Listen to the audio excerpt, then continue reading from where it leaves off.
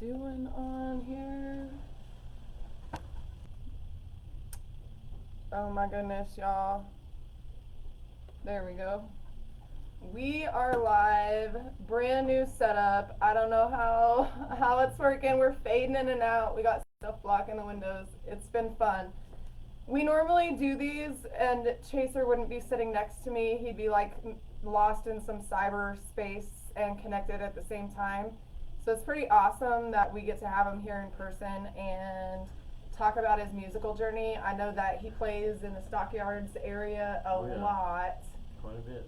Was up for young new male vocalist. New male vocalist. New male vocalist at the T3R Awards this past award show. And you won something. Was it New Faces before that? No, I was Future Faces a couple years ago, but I never won anything. Sadly. That's what it was. That's what it was. Nominated for Future Faces. I've been nominated several times. I haven't won anything yet. Oh man. Well, y'all are gonna have to help me change that. That's exactly what we're here for. I know that are you from Corsicana? Like yes, originally ma'am. born, Yep. Raised? Any cool Billy Joe Shaver stories? No.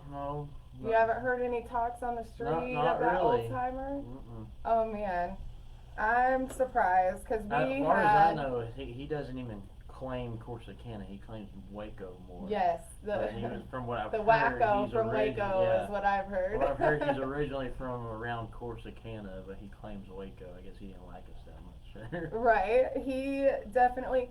Well, you know, like they say, like strangers will support you before your own people do most of the time, unless you've just, been blessed to have that support from the locals, and usually that comes from heritage. But if you're new somewhere, you don't really get that. And I don't know all of his story. I just know that people popped up and started talking about him when we started talking about him. I think I shared one picture and it had over 70,000 views on it. Blew me away. Some of the things you have won yet, and I think that's where I was getting at, is cutting horses. You were put in the Hall of Fame for cutting horses for the youth. Yes, ma'am. The NYCHA Youth Hall of Fame has my dad. He's a cutting horse trainer, and I grew up doing all that in the middle of it. So it was I decided I guess that's what I'm gonna do for a little bit. I had an option, but I was like, it's already there. I'm at the horse shows every weekend, so I figured I'd go for it. And I was on the road for 5-6 years, showing every weekend. And out of those 5 years, I made the high school national finals up in Wyoming 4 years in a row. Won it 2 of the years I was there. And then for the NYCHA, I've got one world title in that, and done my fair share on the back of a horse. And I finally, after I was out of the youth, I graduated, and I was like, okay, it's time to do something different. And I put that to the side for a little bit and jumped into music. And it was funny because my original reasoning for stop showing horses was so I could be home more and hang out with my buddies and for the lost time. And I jump into music and I'm gone just as much. That definitely backfired. Like I'm leaving. Yeah, when my parents are leaving to go to a horse show Friday or Thursday, I'm generally leaving right there behind them to go to a gig somewhere. We need to start working that out to where you can gig at the horse show. We've done some stuff where trying to make it to where there's shows right down the road from certain shows, but it's hard because most times they'll be in Louisiana or they'll be completely opposite end of the state from where I'm playing, which playing the Stockyards. They have the World Finals right there in Fort Worth, which is at the Coliseum, at the Will Rogers Coliseum, and so we're working on doing some stuff with Pearls where we can where when everybody's showing over there in Fort Worth, me and my band will be playing there at Pearls, and that'll be pretty cool because I'll have a lot of friends and people I grew up with and stuff that haven't really got to see me play band shows. They'll be able to come out there and hang out afterwards, so that'll be fun. Heck yeah, we loved having that little spot down there. Everybody was like, why are you, hey, here we go, that's actually better lighting. You might have figured it out. We loved going down there and loved having our events during the Christmas time because that gives the families opportunity to have off to travel and something to go see. So it was really a cool experience. That hasn't started yet. Oh, oops. Yeah, we were trying to do this on 2 different sites. This one actually has better better following, but the problem is like once that live is done, it's done. It'll never be seen again, which I mean can be a problem, but can also be a good thing sometimes. Might be a good thing. So you do cattle sorting and cutting cattle. Cutting do you horses, do showing cutting horses, which is kind of the same as sorting, but it's different. It's kind of the same concept, but completely different. I'm asking because I actually was 4th in state for Illinois Ranch Rodeo cattle sorting. Mm-hmm. The first time I ever got on a stick, I got 2nd place, and then I got to the point where my stick knew Mama said, Mm-hmm. and I started getting disqualified because if the cow didn't do what he said, he knew Mama was going to tell him he didn't do it right, and so he just started reaching down and picking the cows up and trying to take them across the gate that way. Mm-hmm. Yeah. And then we had to learn how to sort donkeys, and that's when I officially learned how to ride. Mm-hmm. Your horse gets kicked in the nose out of nowhere when he thinks he's doing his job. It makes you're going the other way 100 miles an hour. Speaking of riding, tell us about your first song.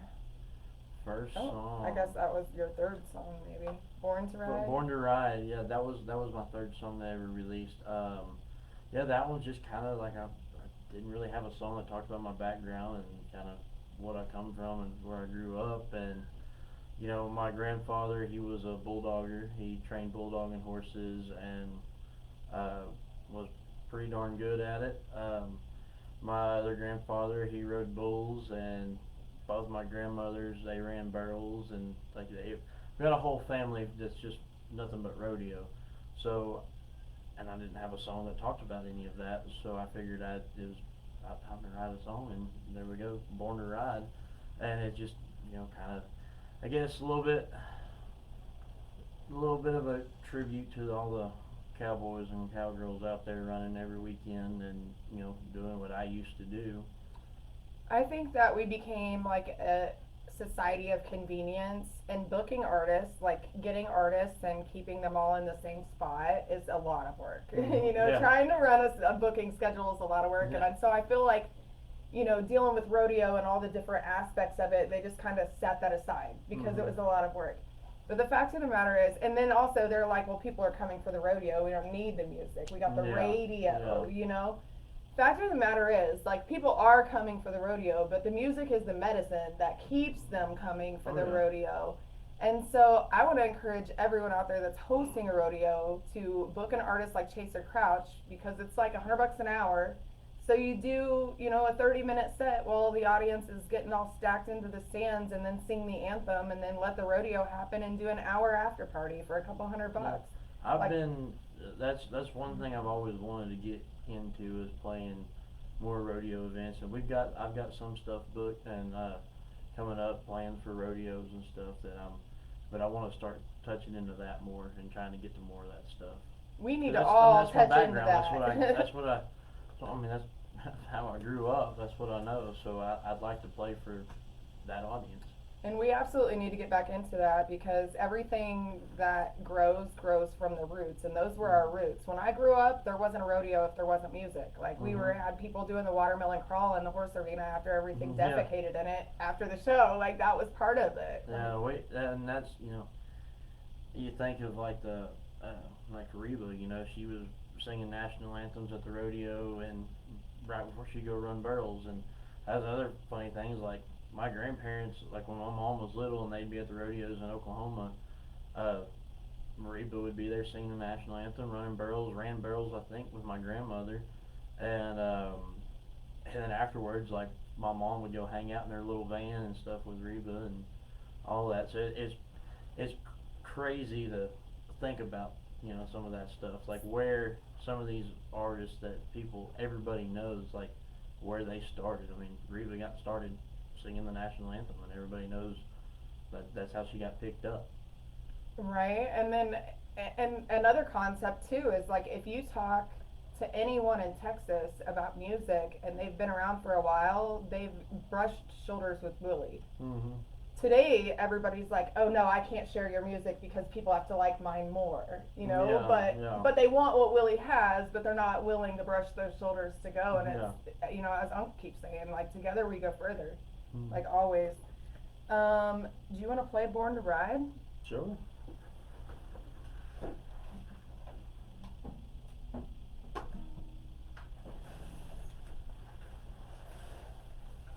Let's see.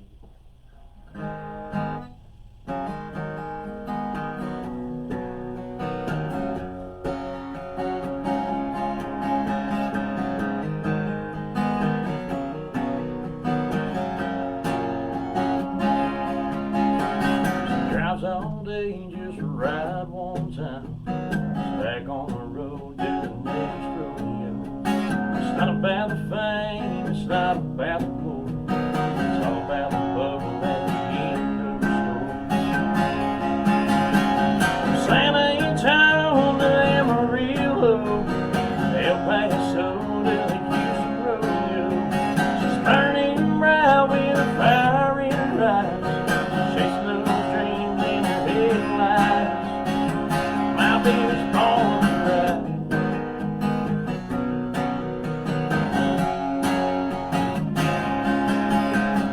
Cowboy chaser in a chain sack and give me one now, then she's off again.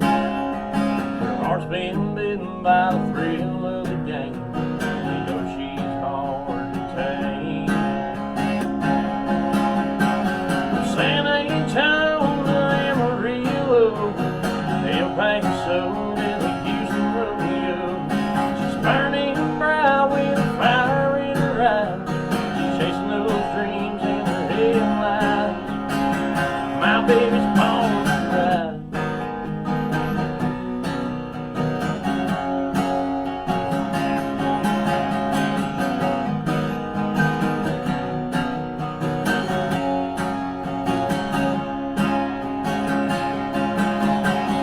Red Bull Nights, open road, straight and Jones on the radio, fading stars on a sunburned dash. It's another rodeo. San Antonio, Amarillo, El Paso to the Houston rodeo. She's burning bright with a fire in her eyes, chasing them dreams. San Antonio, Amarillo, El Paso to the Houston rodeo. She's burning bright with a fire in her eyes, chasing those dreams in her headlights. My baby's born to ride.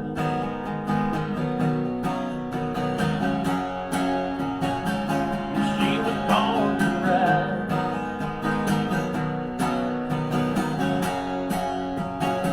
My baby's born to ride.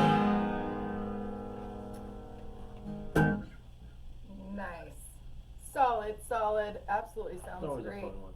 right here. So hopefully it sounds great on there. We hope. We hope. This is supposed to be like top of the line sound, and it says it was connected. So we kind of answered another question I had, which is which comes first, the music or the cowboy? Probably cowboy. That's kind of something that you can't leave. Like the Yeah. earth keeps turning, the time Yeah, keeps it's going, it's and your always roots gonna be there. keep growing. Yeah, and I haven't. I'm not gonna lie. I haven't stepped foot over a horse, and it's been a while. It's been a minute, but it's like it's kind of one of those things. It's like riding a bike. It's like and it's. You know, every now and then I get the urge. I say, I kind of want to go get back on the road and do some showing again, but it's hard because I'd like to every now and then, but I'm playing every weekend. Well, so. then that kind of answered my question. So y'all, if you want Chaser back in rodeo, start booking music at rodeo. Yeah. Set up the circuit. Might have to jump it. Might have to start something new. Do some team roping and do cutting every now and then. But Yes, these artists need opportunities like that so they can keep their soul connected to the mission. and that's always kind of been one of my, I guess one of my big dreams or goals that I've always had. That was from the beginning that I always thought would be super cool. Like I grew up going to the Houston Rodeo and hanging out there, for 2 weeks and while the rodeo was going on, and I always thought it'd be cool to like one day play at the rodeo and also be competing in the rodeo. Like, compete there in Houston, and back in the day, I bulldogged a little bit too, so I was like, maybe I could be a bulldog and do the bulldog at the Houston rodeo or team rope or something like that, and then play. Set him up to be the guy that runs around with the kid for the grease pig event. He'll do it. Just get him on stage at rodeoing again. Fun time. If I started booking more rodeo stuff, I would definitely jump back into riding again and have that figured out. That'd be fun. It's in the blood. It's something you can't. It's something that you're robbing yourself of if you don't figure it out. I feel like it's cool for the audience too. It's like, hey, we just watched him actually compete, and that would be a sellout show for sure. I mean, that's like you're like, Cody the Johnson. Losers gotta sing for us tonight. You would have to overcome that for sure. I mean, that's like Cody Johnson. He puts on the ropings, and he goes and ropes every now and then. And I don't think he has any shows afterwards, like where he's competing. But that's one reason like I love Cody Johnson so much, because he doesn't just sing it, like he's about it as well. Right, and that's good for for society to see that people aren't just out here fronting. They're living their life and living their dreams, and it's not a facade. It's something that they worked really hard for. So how long have you been performing? Oh, I guess. So I started right before COVID hit. I kind of started playing and doing like open mic nights everywhere I could.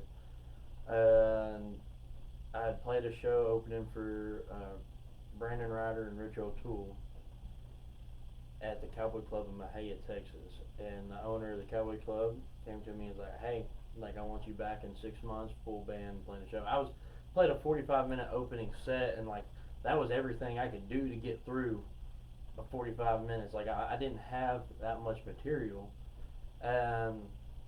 So he told me that, and I was like, okay. And then right after that, COVID hit and, shut everything down. So it wasn't until after COVID when I really started getting back into it. I released my first song in 21. So it was kind of around then. Right before then, I'd been doing a lot of stuff, and I was going to college at the time, and I kind of didn't really drop out. I just kind of finished out a semester and never went back. So because I jumped into music and started going and playing everywhere, and I've kind of been going since. And then me and the band got together. We've been together a little over a year now, and I mean we're doing nothing but full band shows for the most part, which is fun. Acoustic shows are fun, but it's hard to do acoustic shows when you've been playing full band every weekend, and then you go acoustic show. You're bored. It spoils me, because with my band playing behind me, I don't have to focus as much with playing. I can mess up a little bit here and there. I can just stop playing if I want to and keep singing. Whereas an acoustic show, I'm like, oh, I don't have people backing me anymore. I got to actually play and sound good. Right, it takes a lot more focus.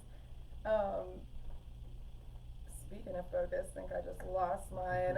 So who are some of the artists that you have worked with?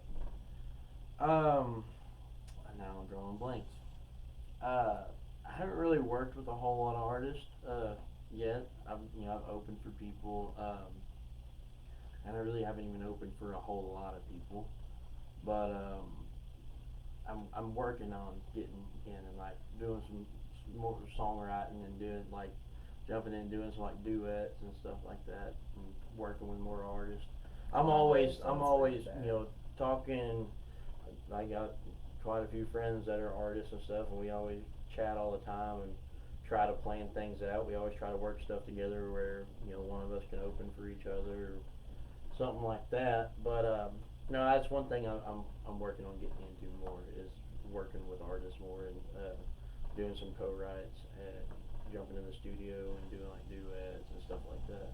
Heck yeah, we're hoping to do some sort of a hub studio here to where we could pull other engineers in and get the engineers to start collaborating together and get some new sounds. So that'll be fun and interesting to try to pull off. Do you have a favorite venue that you play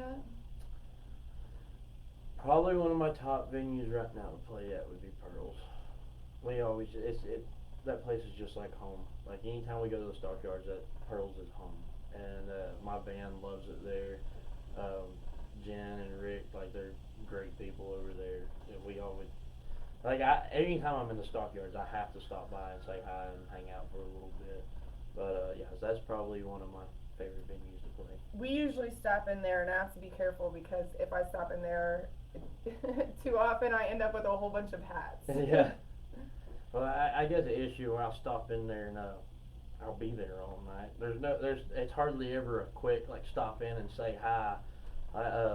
This past Saturday, one of my buddies, Peter Sinclair, was playing at Pearls, and I stopped in to just go say hi to him because he's from Corsicana as well. Stopped in to say hi to him and talk and hang out for a little bit, and ended up being there for several hours.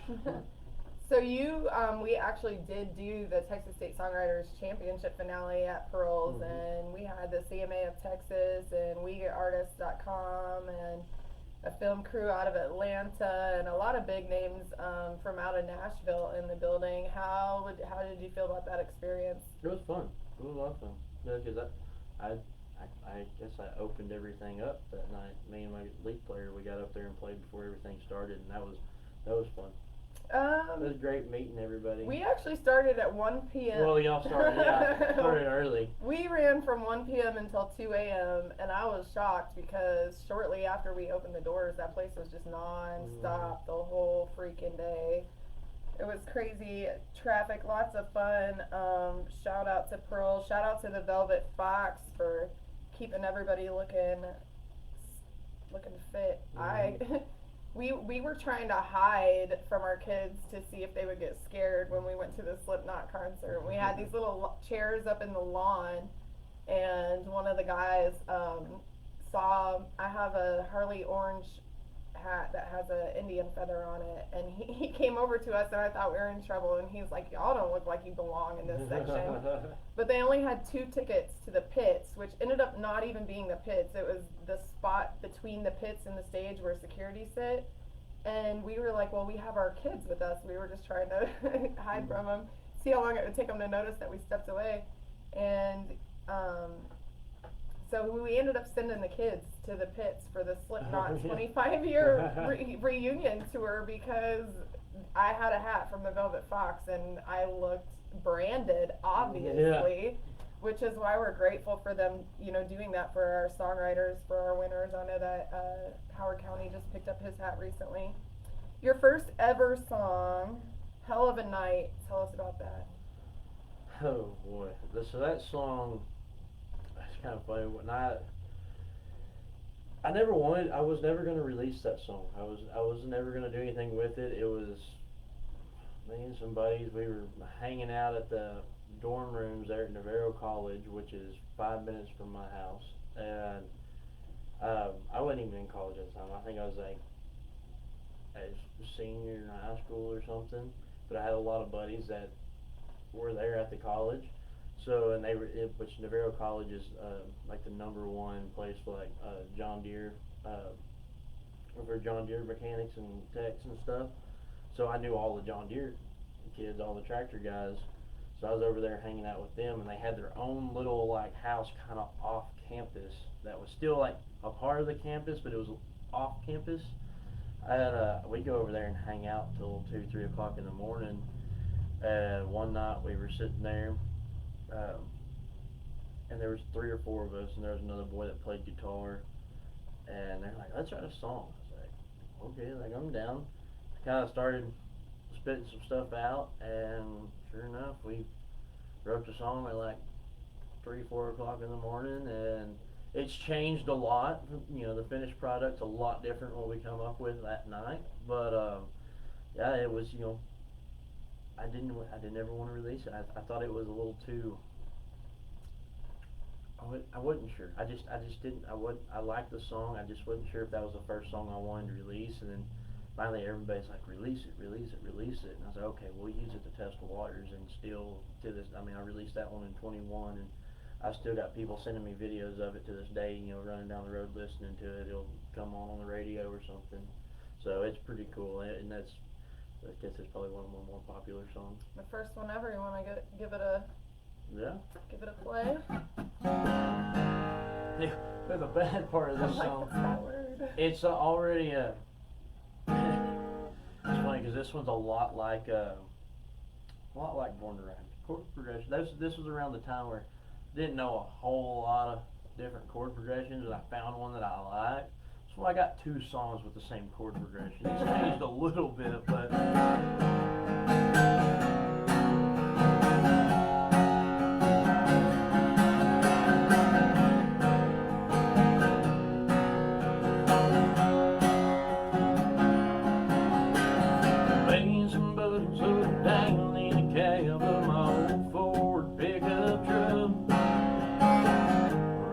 Down some old back roads, windows down, radio up.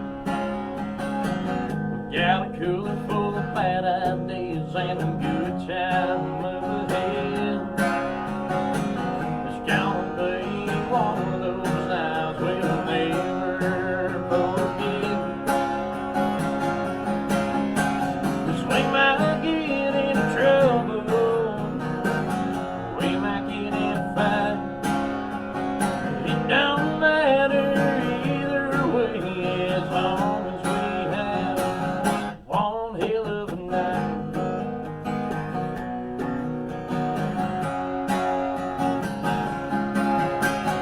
Just to the left down 0010 as I threw my 10th can out the window. Drunker than we've ever been, singing mud up and down Stir Road. Praying as the train goes by, keeps trip between the lines. Got the pedal down to the floor, running from them flashing lights. 'Cause we might get in trouble, we might get in a fight. It don't matter either way, as long as we have one hell of a night.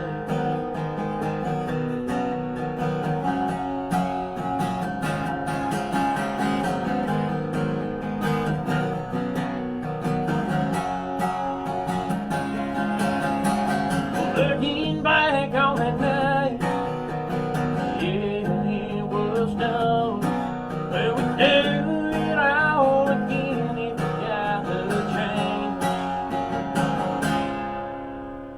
Well, we could have got in trouble, we could have got in a fight, but that don't matter anymore, 'cause we had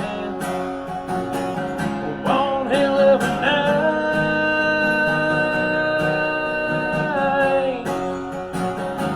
one hell of a night,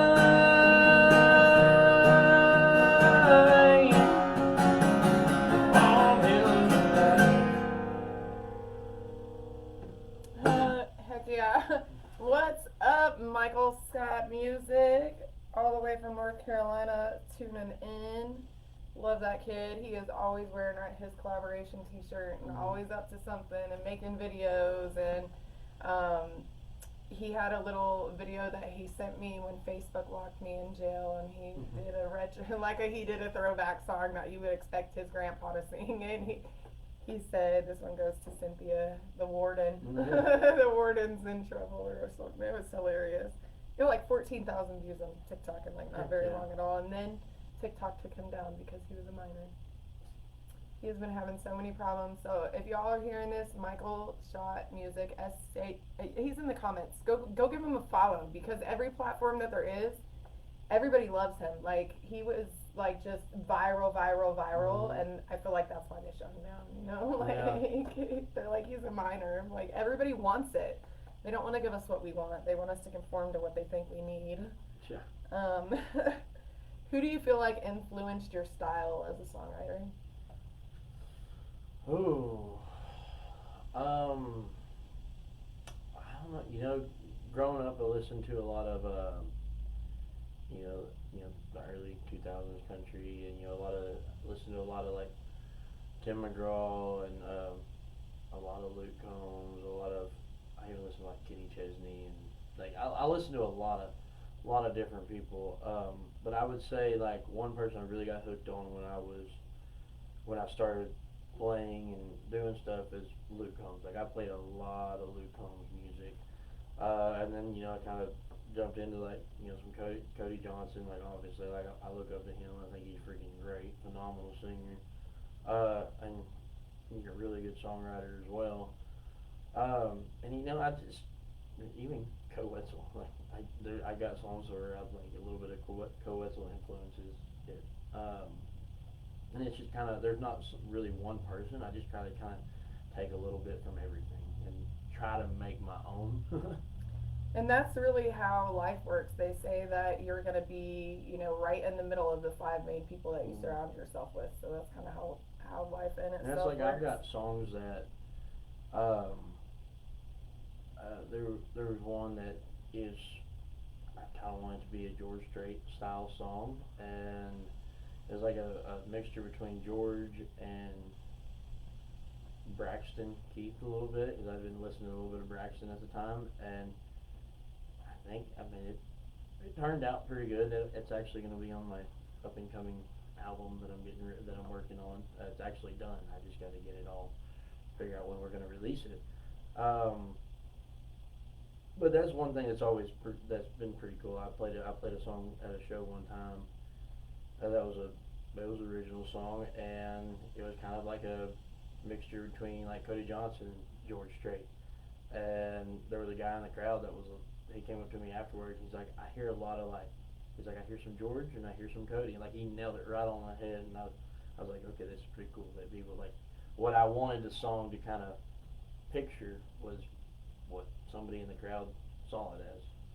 Heck yeah, that's good when you can convey the message you want, and then it's confirmed back that hey, yeah, you did do that. And I got songs that's like Co Wetzel, and it's a pretty Co Wetzel type song, and people even see that as well. What would you say is your favorite original song to play? Favorite original songs to play? Ooh. I don't know, those two are pretty good. Probably I got one song that's called In My Dreams, and I believe that's probably one of my favorites. It's a pretty it was I wrote the song in like 5 minutes. Like it was I had the idea. I was sitting on the idea of the song, and I had like the first couple of lines like written down for it, and I could not think of anything else for it. And then I was sitting down in the living room with Mom one night, just playing, and I don't remember what she said. She said something to me, and like a light bulb just went off, and I ran out to the barn real quick and sat down. And like 5-10 minutes later, the song was done and finished. And I did that with actually another original song of mine that's going to be on the album as well. And it's probably it might be my best song I've written so far. But it was the same thing. I had some lyrics to it, and I had like most of the song written, and I couldn't think of like all I needed was a second verse. That was it. And one night I was sitting in the camper playing, and it just came to me, and like boom, the song was done. And I will say that one I feel like it's got a little bit more of a Luke Combs style to it. It's called In My Dreams, and it's got a little bit more of a Luke Combs lyrics. That's the one that you're pushing on radio right now, currently, right? No, I'm sorry. Daybreak Heartbreak was that song. Just a Dream Away is the one I'm pushing on the radio right now. That one actually came from Nashville. I picked up as a song that Thomas Rhett wrote, which is the song I'm pushing right now, In My Dreams. Do you know where it's at on the charts? I do not. I haven't even looked at the charts. This is why we have to have people manage us. And I learned that from showing horses. Like we always had a rule when we were showing.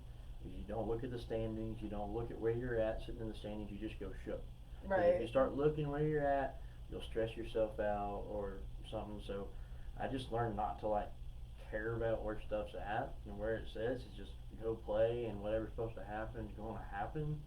So like I don't ever really look at the charts And that's to see where good I'm advice for everybody that's out there chart stressing right now.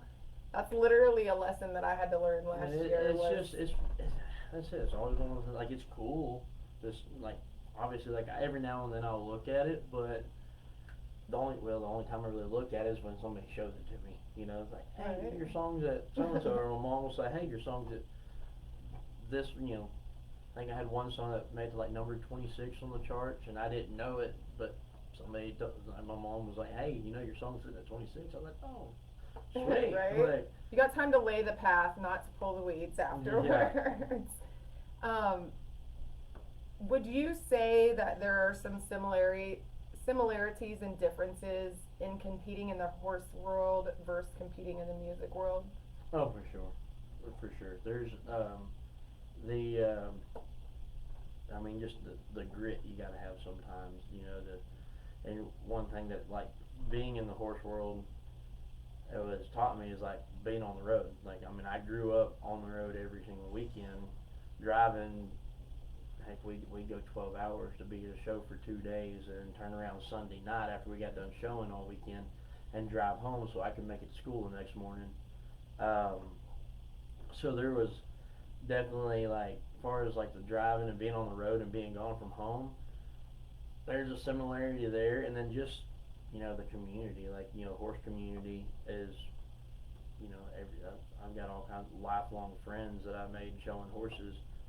And, you know, same thing with music. Like, I've made so many friends, and like the communities, it's such a tight knit community. Everybody tries to help each other out if we can, wherever we can. Other than just, you know, just the grit you gotta have sometimes doing it. Yeah, definitely in both worlds. I Like if you have a bad show, and this is like when I was showing horses.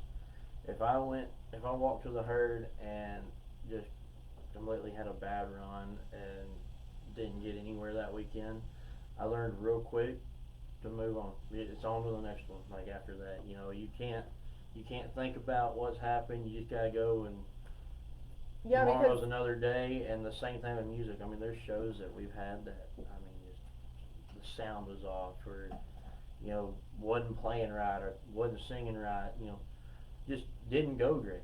And you know, I learned to shake it off and get to the next one. Yeah, a horse will really teach you how to shake it off, or they will just shake you off. Like they definitely teach a lot more lessons than people think. And they fix things that they didn't break. So with that being said, where are you playing at next? What's exciting coming up?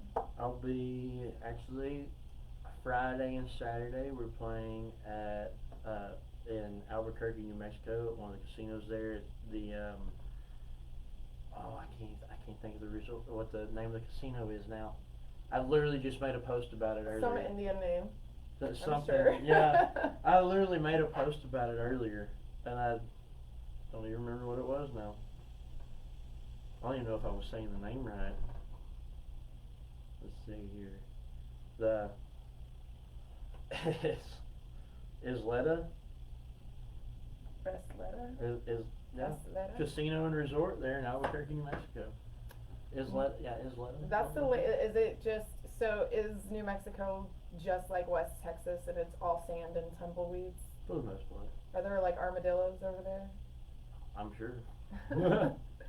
My first ever experience in Texas, I went to this boat race in San Angelo, and I was bragging because I got a front parking spot, and I couldn't figure out why no one else had seen it, but there was a big brown spot in this front parking spot, and so when I got out, I didn't know it, but I stepped into a whole nest of fire ants, and that's why nobody else was parking there. Yeah.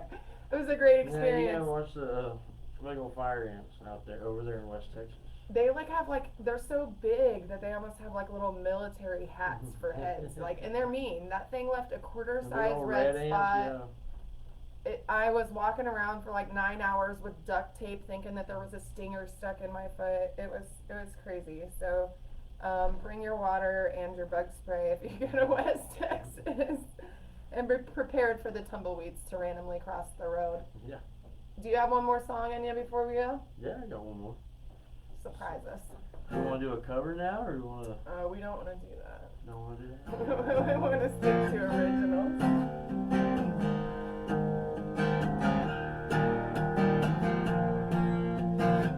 This is that song I was telling you about. That's probably one of my better written songs. If I can remember it all. I think it's called Daybreak Heartbreak.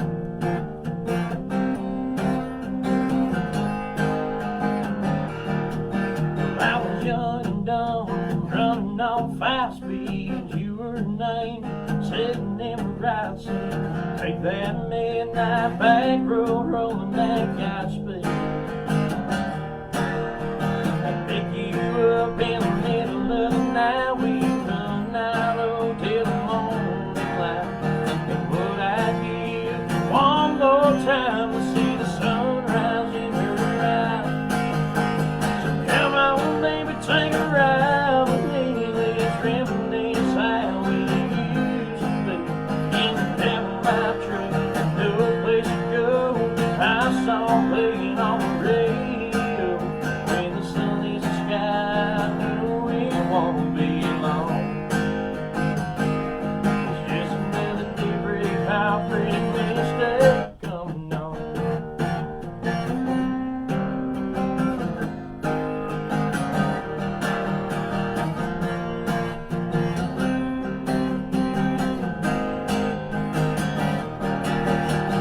I remember us in the middle of my truck, just staring at the stars, while your mama was blowing up your phone, just wondering where you are. Then we grew separate ways, and that was okay, 'cause she was never meant to stay. But the first kiss, first taste, first love, heartbreak, never fade away. Come on, baby, take a ride with me. Let's reminisce how it used to be. In the cab of my truck, no place to go. I saw playing on the radio. When the sun hits the sky, I know it won't be long. It's just another daybreak, heartbreak mistake coming on. Blue jean, ball cap, ponytail, t-shirt, don't need no fancy clothes. Baby, you look fine in a sunburned dial at the end of no name road.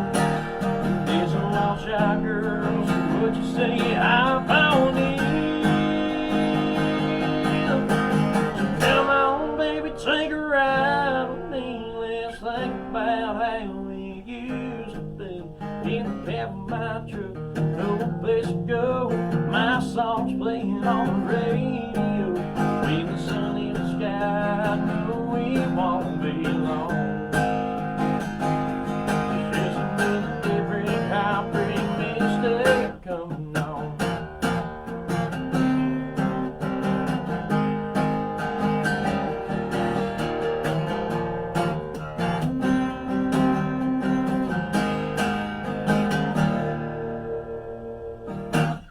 Sweet. What's your website?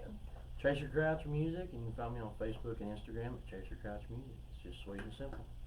And we are going to call it a wrap. Have a good night, y'all. Thank you.